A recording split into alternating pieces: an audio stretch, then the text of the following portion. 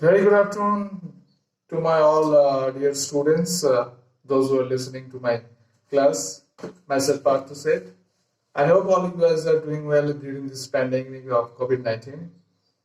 And today I'm just going to discuss one of the topics called Indian financial system, which is part of your finance subjects related to BBA, BComs, MBA, MComs, all the students.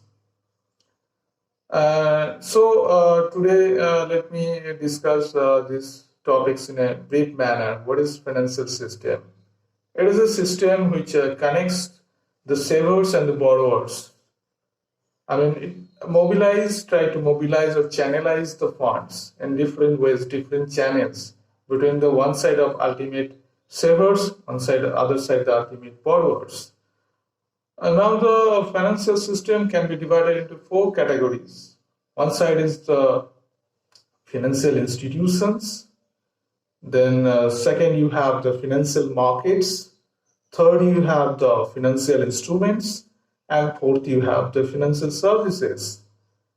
Coming to financial institutions. The financial institutions can be divided further into two categories, the regulatory bodies and the other one is financial intermediaries. So regulatory bodies, you have regulators for different industries like banking sector, RBI, you have insurance sector regulator, ARDA,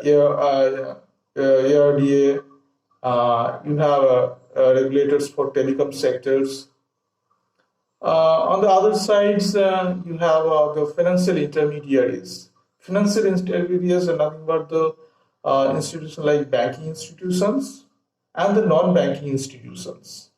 Banking institutions can be divided or classified like you have the commercial banks, like you have the private sector banks, the public sector banks, that is government organized bank.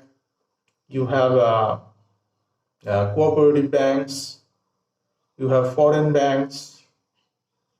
And then you have non-financial intermediaries or non-financial banking institutions like you have IDBI, NABARD, you have IFCI, you have state financial corporations, you have LIC, you have UTI, all these non-financial institutions. Basically, differences like banking institutions, they directly deal with the transaction between the ultimate savers and the borrowers. The banking institution, they directly source the money or the capital or funds directly from the savers, the ordinary savers or ordinary customers, whereas the non-financial institution, they borrow or they source money from other financial institutions or banks, not directly from the ultimate savers. So that is part of financial institutions. Next, come to the financial markets. The market is nothing but an organized system where all these institutes come together to exchange the flow of different cash or other forms of investments or different instruments by which the savers and the borrowers channelize their savings and as well as borrowings.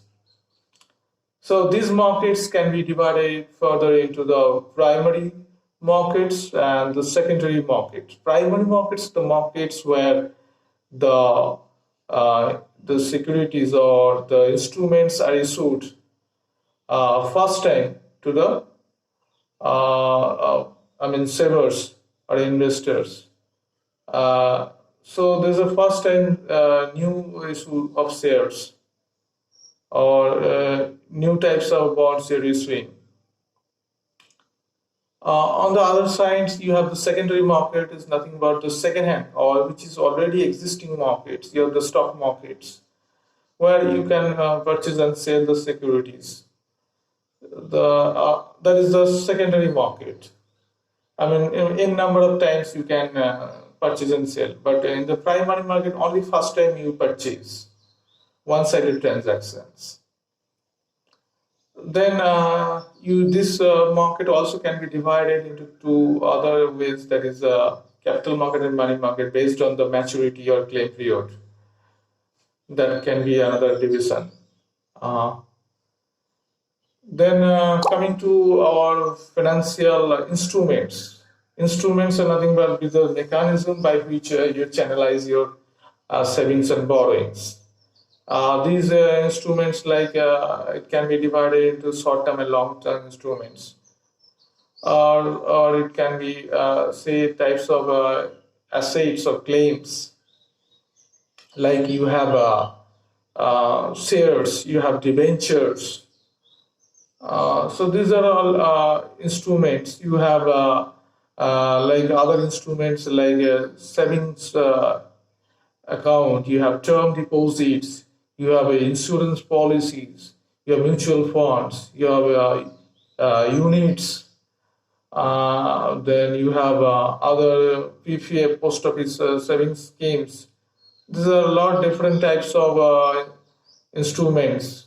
I mean, marketable and non-marketable instruments, primary or secondary security. It can also be divided into primary and secondary securities. Primary securities are basically issued by the any organization or corporate bodies or any financial institution to the ultimate savers, whereas the secondary securities are issued only by the financial institutions like banks and other financial institutions.